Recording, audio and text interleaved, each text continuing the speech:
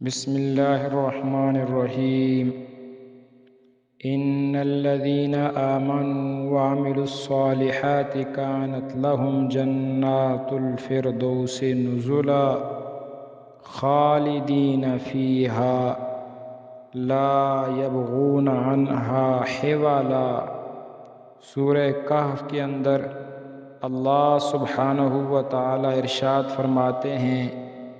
بے شک جو لوگ ایمان لائے اور انہوں نے نیک عمل کیے ان کی مہمانی کے لیے فردوس کے باغ ہوں گے،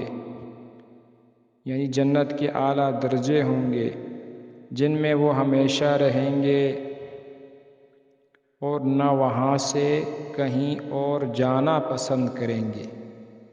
خالدین فیہا کا معنی مفسرین نے یہ لکھا ہے کہ نہ جنتیوں کو موت آئے گی اور نہ وہاں سے نکالے جائیں گے، ہمیشہ ہمیشہ کے لیے جنت میں رہیں گے۔ البتہ کچھ ایسے خوش نصیب بھی ہیں جو یہ تمنا کریں گے کہ ہم دنیا میں واپس آ جائیں۔ کیوں کریں گے؟ فرمایا وہ اللہ کے نام پر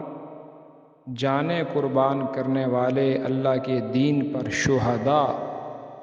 وہ جب دیکھیں گے کہ اللہ نے ہمیں اس شہادت کی وجہ سے کیا اونچے درجے عطا فرمائے، وہ شہداء تمنا کریں گے کہ ہم دنیا میں واپس لوٹ جائیں،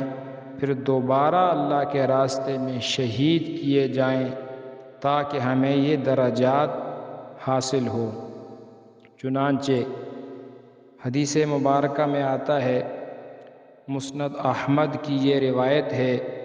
حضرت انس بن مالک رضی اللہ عنہ روایت کرتے ہیں کہ جناب رسول اللہ صلی اللہ علیہ وسلم نے ارشاد فرمایا،